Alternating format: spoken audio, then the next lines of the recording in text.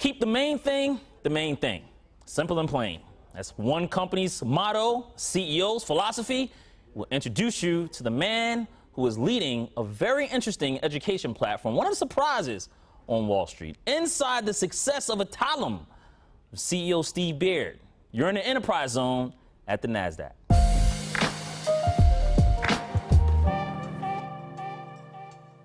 Hello everyone, it's Jabari Young here at the Nasdaq MarketSite, and I am here with a special guest, CEO Steve Beard, the CEO of Adtalem Global Education Platform, a publicly traded company, right? Correct. Not traded at the Nasdaq though. It's traded at your stock exchange. You got to change that, man.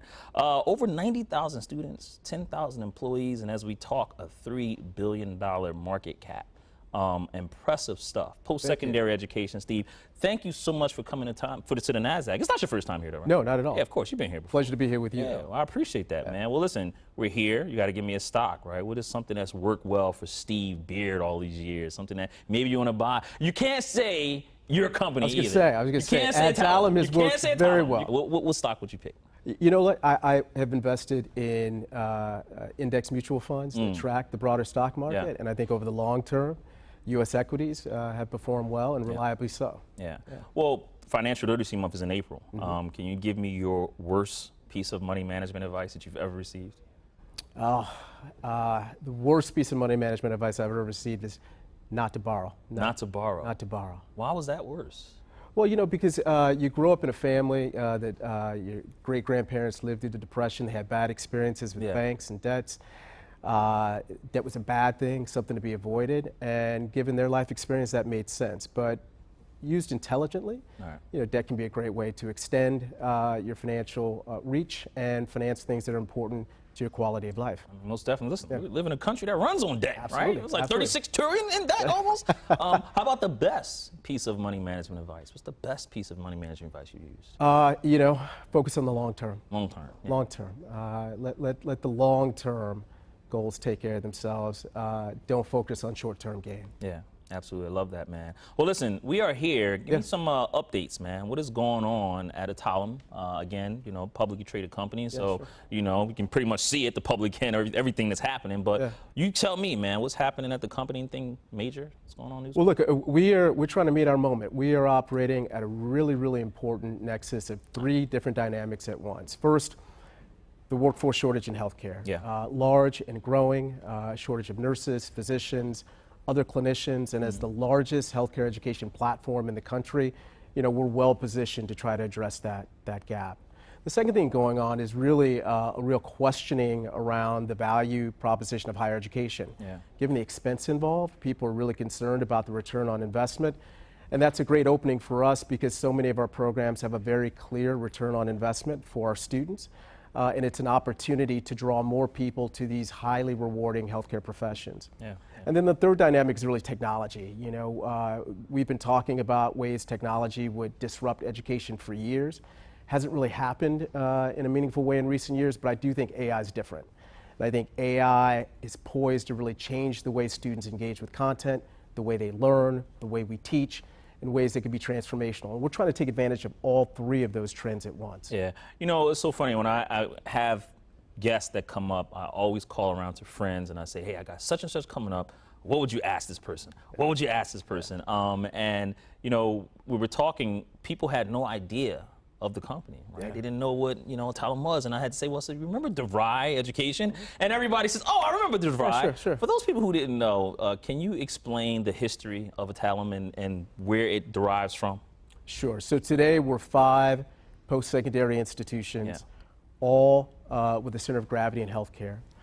A long time ago, we were part of the broader DeVry Education Group, which is a large portfolio conglomerate of a whole host of education and training institutions. And over the years, that conglomerate was broken up, and we got our portfolio down to something that we believe is much more powerful and much easier to understand, which is the 5 institutions we take to market today. So we're 90% healthcare, 2 medical schools, 2 nursing schools, one of the largest comprehensive online universities in the United States. Veterinarian schools too? And the largest veterinary school serving the U.S. market. So it's a great positioning in higher education. We do this at scale. We do it to serve a community of folks that may not get opportunities to pursue these professions.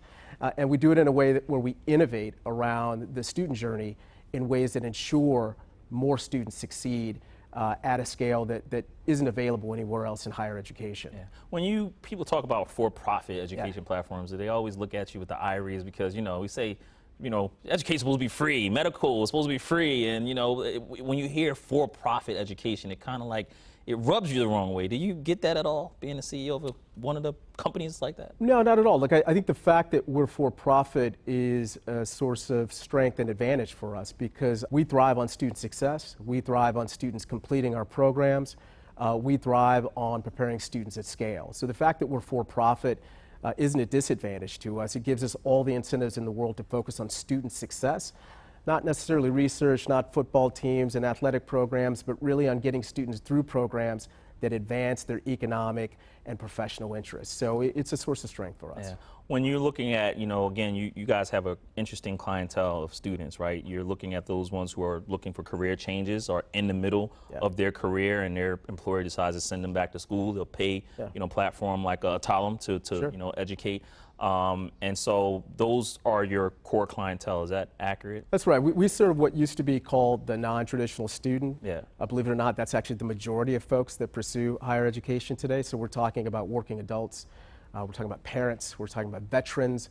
We're talking about folks who grew up in homes where English wasn't the first language spoken, folks who come to their academic journeys late in life and need programs that are flexible, that are easily accessible, that oftentimes can be self-paced, and that are directly responsive to a career or vocational need that they have. Yeah. Nursing is one of the key industries that you guys are focused on, and here I am, we're looking as we talk, I don't know, maybe more government layoffs as we talk, Steve. But I mean, there are people right now that are going to be going through some very interesting times about what they're going to do with their career. And again, here's this nursing opportunity. And I listened to some podcasts and stats you threw out about how that industry is going to go up. What's the data, at Adtalem telling you guys about that particular, industry in nursing? Yeah, so in our key categories, which are nursing, medicine, veterinary medicine, and social work, we're facing massive workforce shortages over the next several years, and those are going to grow at an incredible rate. Nurses in particular, who represent the front line of healthcare across the board, are in extremely short supply, and there's a generation of nurses that are set to retire. As the largest educator of nurses in the United States, we're just well poised to take advantage of that. At any given time, we've got 45,000 students studying nursing across our two institutions.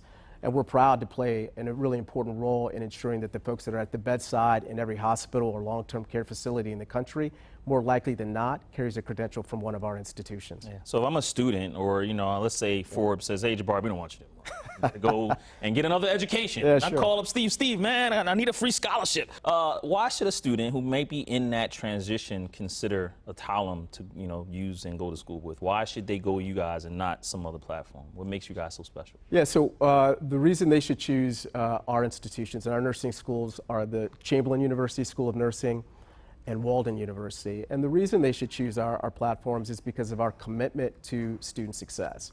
A lot of our students have bounced off other institutions. A lot of our students have been unable to keep up with programs that won't meet them where they are. A lot of them are looking for part-time programs, evenings and weekends. We have the kind of flexibility across our two institutions to meet any student where they are. You want to go to school online, we can do that. You want to go to school at night, we can do that. You want to toggle back and forth, we can meet you there. So it's flexible, adaptable, convenient, in a way that makes it more likely than not you'll be successful in the program. You'll get that nursing degree and you'll take that nursing job, which by the way is very often well paying and comes with a tremendous degree of job security. Yeah, is yours in like an average tuition cost? Like what is it? Because I haven't been in school since 2008, so I know tuition's been way up, man. I tell my daughter, look, I'm not paying. You're gonna have to start saving now, right? But is there an average cost of, how much it costs to, It varies by program. So we carry nursing programs from the bachelor's degree all the way up to the doctoral degrees. Yeah. But we benchmark our tuition with state universities, so we're competitive in that regard.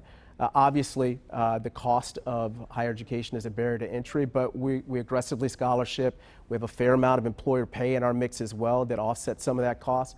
But most importantly, our graduates are highly employable at really attractive wages and can service the debt that they take on to pursue their studies. Yeah. What's it like being CEO of a publicly traded company? It's an education. Yeah. It's an education, no pun intended. Yeah. Look, it's a privilege to lead the organization. We're a mission-driven organization. Our mission pervades our people in our organization. Most people are there because of the mission. If you go to one of our graduations and you meet the students that we prepare, the families that are there, the languages that are spoken, it's hard not to be enthusiastic about the work we do. So for me, it's a privilege to be able to lead them. And I feel a real obligation to give them satisfying professional experiences and ensure that the work we do is consistent with the mission that we take to market. So it's a privilege. I mean, for a kid who is the first in his family to go to college, first to have a white-collar job, to find myself as a CEO of a public company, it's a true privilege. Yeah, but is it hard? Because again, your day-to-day has to be like, you tell me what it is. You get up in the morning, right? You have a cup of coffee, you're drinking, you're reading Forbes.com, check the Nasdaq index, right? Making sure your stuff is good. But after that, what's Steve Beers like as CEO? What's your day-to-day? Yeah, look, you spend a fair amount of time asking yourself, what do your stakeholders need from you today? If I look at the calendar, the meetings that I have coming up, my thoughts go to, what do I need to deliver in order to meet the needs of that stakeholder, whether it's a town hall for our employees, whether it's a call with members of our board, whether it's a meeting with investors.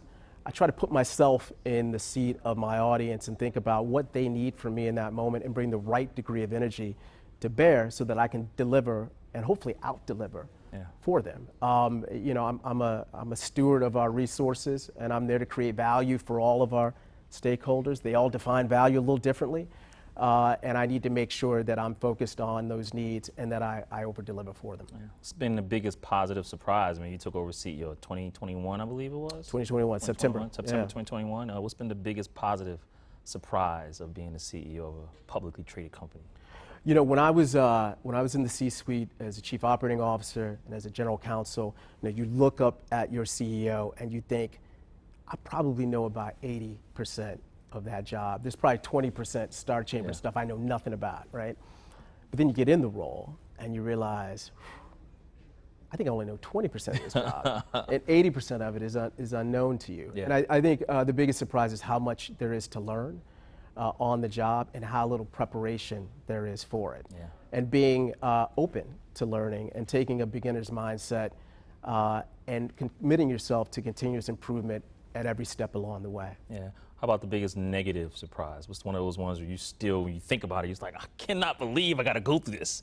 Is it talking to the analysts almost every quarter? No, look, I think there's a certain discipline that comes with being a public company and having to get a report card every quarter. It's a lot of work, but it creates a discipline in the way you think about operations. I think not a surprise because I've heard this from other folks, but the biggest negative is that it's a very isolating job. You used to have peers and colleagues. So nobody calls you anymore. You're sitting at home. And people used to speak to you candidly and tell you what they really think. And then you get in this seat and, they're scared of you. The truth is harder to come by and you have to search harder for it. Yeah. So there's a little bit of loneliness and isolation that comes with the job, but that's more than offset by the benefits that come with leading an organization like ours. Yeah, well, I was going to say, man, you've been built for it because, you take a step back. You grew up in the South Side of Chicago. That's right. What was that like for you? I mean, we were talking, right? We were just a couple weeks ago at dinner, and we were talking like, man, South Side of Chicago, when I think about it, like I watch the show Shameless all the time on, and I'm like, man, if Chicago's like that, I don't want no part of it. Yeah. What was it like for you growing up in South Side Chicago? Chicago's a great city, man. Yeah. It's a wonderful city. I grew up on the South Side. Working class family. I grew up on a street, where everybody worked, typically worked blue collar manufacturing jobs. Yeah. People trying to make ends meet, trying to raise a family, trying to give their children a leg up. It was a great community to grow up in. No complaints. I mean, we dealt with some of the challenges that I think urban communities across the country dealt with in the 80s during deindustrialization, when manufacturing jobs moved on and people fell on hard times. But I grew up in a large, tight-knit family where we rallied around one another to help each other out, as that adversity came our way. But it really instilled me with some very important values: commitment to working hard, because that's really all we had, was our ability to work and work hard; the importance of family, because we relied on family all the time; and the humility that comes with having to overcome adversity on a serial basis. that even in the role I'm in now keeps me grounded, I think, in a very important way that benefits our company and all of our stakeholders. Yeah. Your dad was a transit worker. Yeah. Mom was a secretary. That's right. What's the biggest thing you learned from your parents? Is it just that, the hard work? Well, look,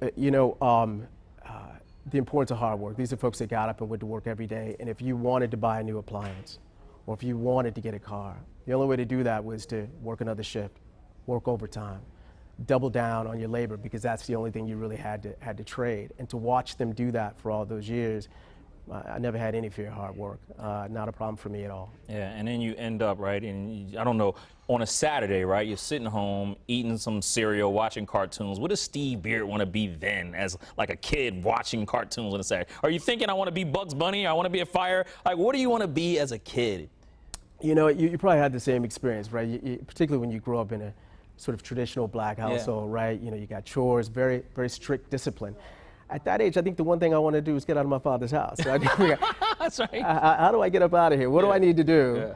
Graduate high school and move on to get my own thing, because right now I'm living in his thing. And so that was really the motivation. But I was fortunate in high school to have people to see something in me and saw potential and encouraged me to apply to school and go to college. And then that just opened up a whole new universe of opportunities for me to consider. Yeah, and then you go to the University of Illinois, right? What are you studying at that time?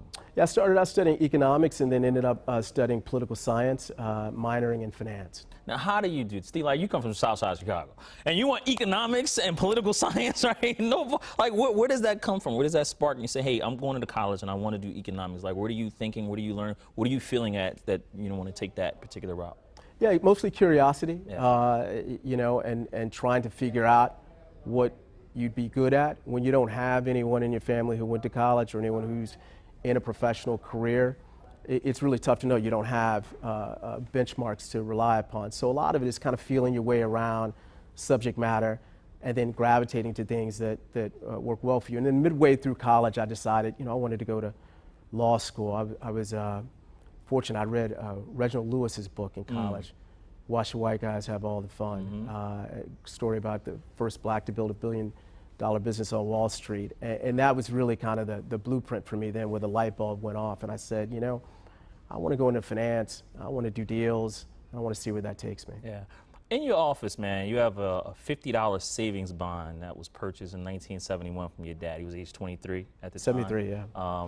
Age 23? It was 1973? 1973. He was age 23 at the time. And he was working on the subway at that point, and then you go have this $50 savings bond. It's still hanging on the wall in your office. Is that right? Yeah, well, my father passed away, and I was going through his things, trying to get everything organized. I stumbled upon these savings bonds that he had purchased over the years in the name of myself and my sister. And the oldest one I found was purchased in 1973. And my father was a very young man at the time. My sister wasn't born yet. He had one kid.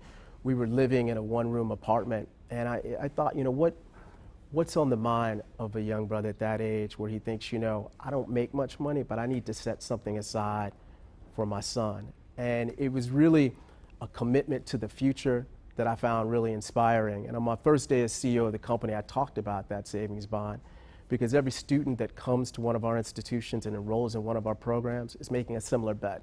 It's a bet on the future, and that's the business we're in. And it was a great reminder of the importance of our mission and what we do. Yeah, well, listen, something that you did, right, and I had to really, really look into this, Steve, I'm telling you. So October 11th, 2021, Adtalem stock price is $36.41. This is October 2021. And I checked it, February 10th. I wanted to give it some time. I didn't want to take it. February 10th, it's $103.47, right? $36 in October 2021 to $103 in February 2025. Explain that growth under your watch, Steve. Well, listen, you know, my job at the end of the day is to increase the value of the enterprise. And value is defined by economic value. It's defined by the value we provide our customers. It's defined by the value we create for our employees. And so I think about my role in the context of value creation. One measure of that is the stock price and what the market thinks about the future prospects of our business. And so for me, it's really about focusing on how we create economic value as a business, keeping the main thing, and focusing the attention of our operators and colleagues on how we gradually improve the quality and consistency of our operations so that we create a reliable earnings stream that investors are bullish on. Yeah. And what you see in the value of the company today is a reflection of that sentiment around the value of what we do and our ability to continue to create that value over the long term. Is there a trait that you use, motivational trait, but like something that you use to rally, your folks? Because again, you can't tell what's going to happen from 2021 or 2025. Sure. But what did you use during that time that's something that you really relied on as you see your company growing, the stock price going up? I'm sticking with this trait. Yeah, I think the most important thing was really trying to establish a culture of accountability and a results orientation, right? Yeah. Getting people focused on the results. The effort is important, but the results are more important. And getting folks to be confident enough that if we deliver the results consistently enough, we will be rewarded for that. I can't control what the stock market does from day to day, but I think over the long term, consistent, fantastic operational outcomes will be rewarded by the market, and they have. And now I have a team and an organization that buys into that, and it's a privileged place to be. When it happens, though, and you see $36 to 103, like you had to get up one morning and just smile, like, wow, like that had to feel good to see your stock price going up. Well, it makes the conversations with investors easier. Yes, yes. And they're coming in, they're smiling, right? And they're probably, and I'm sure your bonus package looks nice too, Steve. I'm just one piece of the puzzle. It's a team effort, team sport. Listen, man, this is a quote. You were on LinkedIn and you were quoted as saying, setbacks are opportunities. They're inevitable, so one should not be surprised when they happen. They present opportunities to learn about yourself, about the environment that you're in. I love that, man, because we look at setbacks all the time and we say, man, like, why am I here? But it does really give you an opportunity to learn about yourself and about the people who are around you, right? Have you experienced any of those setbacks over the last 3 years or so when that stock price was rising? Yeah, absolutely. I mean, we've had setbacks along the way. Well, you? Me personally, yeah. Well, as CEO, yeah. Look, we've. What would you learn from it? Resilience. The importance of resilience and the importance of keeping faith in the vision you have for the enterprise and the strategy that you're pursuing to realize that vision. And it won't always be clear, and there will be setbacks that will call into question the efficacy of that vision and strategy. But if you've got real conviction about it, stick to it. And we did. Yeah. That journey from 30 to 103 wasn't a straight line. It was ups and downs and peaks and valleys along the way. But we remain committed to our opportunity, which is to be systemically important to healthcare and provide opportunities that you can't find anywhere else in higher education. And we've been rewarded for that.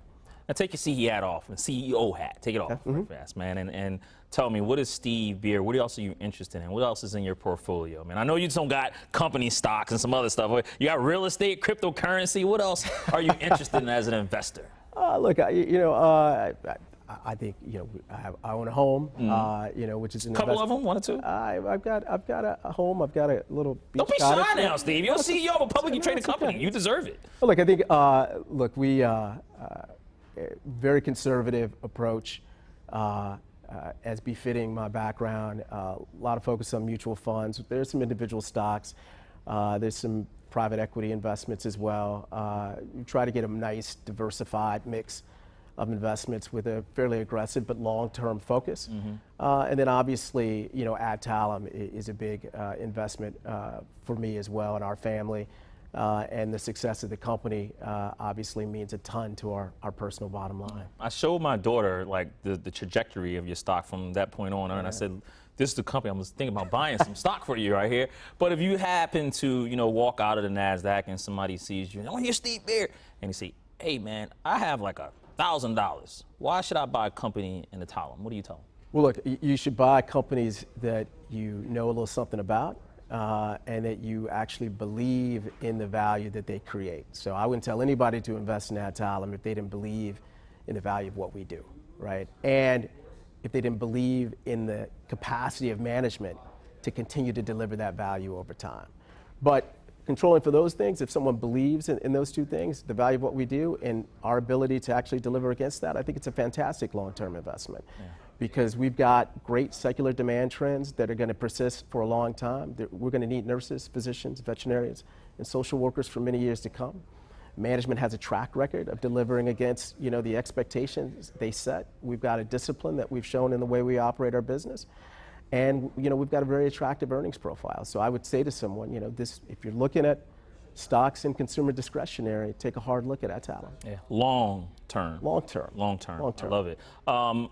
Before you go, man, again, taking off your CEO hat, Sure. looking at Steve Beer's portfolio, Yeah. I asked Coco Gauff this very question, and I said, to her, what does she want her business empire, in one word, to be when she's all said and done? She said timeless. Okay. I asked Jordan Childs, the Olympic gymnast, the same question, and she said eternity, because she wants to make money when she's dead, like Michael Jackson. Like, she wants the revenue to still going. What is Steve Beer? What do you want your empire, in one word, to be once it's all said and done? Very modest, man. I got a 12-year-old son, Yeah. and I'd like him to have all the optionality in the world to follow his interests and pursuits wherever they may take him without having to worry about financial security. Right. That was a luxury I enjoyed, and I want to ensure that's a luxury he enjoys. And if through my success I can extend that benefit to other children, I would love to do that as well. Because I think being freed of the need to solve for financial security, the imagination runs wild, and there's so many things we can and should do as a people freed of that particular constraint. Yeah, you have some good comms, people, man. That was a very good answer for a CEO, but I'm not letting you get out of here. I said one word for your empire, and if it's optionality, but what's Durable. your one word? Durable. Durable. Why durable? I'd like the legacy of what I create to endure over Yeah. time, and be there for my beneficiaries and those that come after me on an intergenerational basis. Yeah. That's a South Side answer. South Side Chicago There you answer, go. man. Get you out of here on some fun stuff, man. Sure. Get the $1 million question. First million. How'd you make it?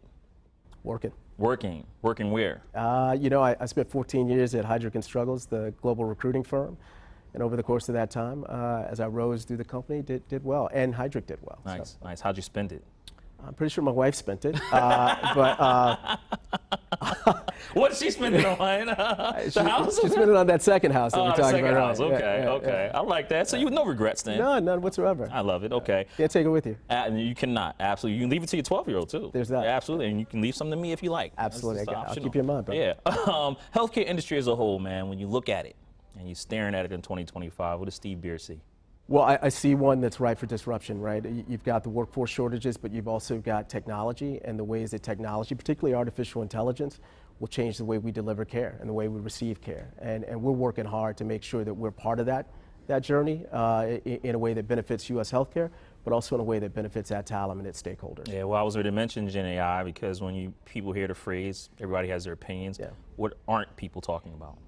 Look, I think the question you always have to ask yourself is it a complement to what you do or a substitute, right? And if it's a substitute, you should be very concerned. But if it's a complement, you should go all in and experimenting with the technology to advance your business objectives. We're doing a ton of that ourselves, both in partnership with folks like Hippocratic AI, but also experimenting with our own tools in ways that we think will improve the student journey and make us more productive as a business. Yeah, and listen, you're a CEO, so a lot of people probably hitting you up for jobs, right? And again, we might be going through a cycle where a lot of people need some jobs. Sure.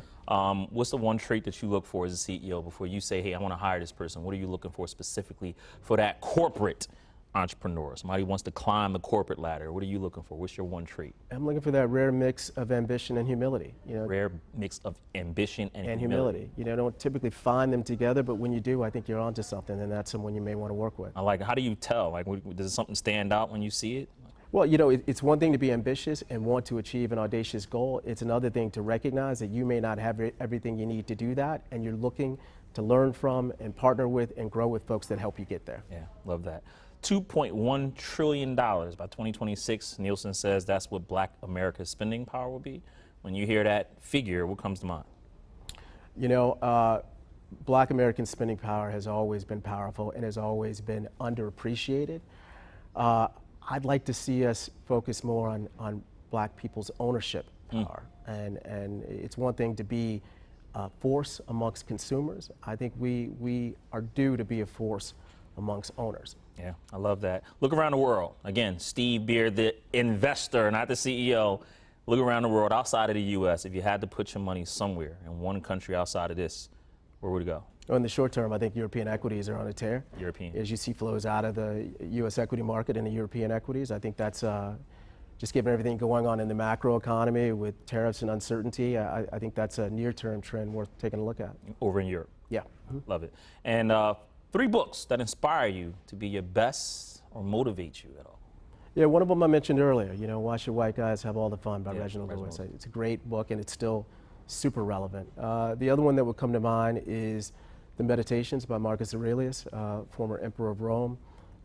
Great book about self-discipline, about authentic leadership, and about courage under pressure as a leader.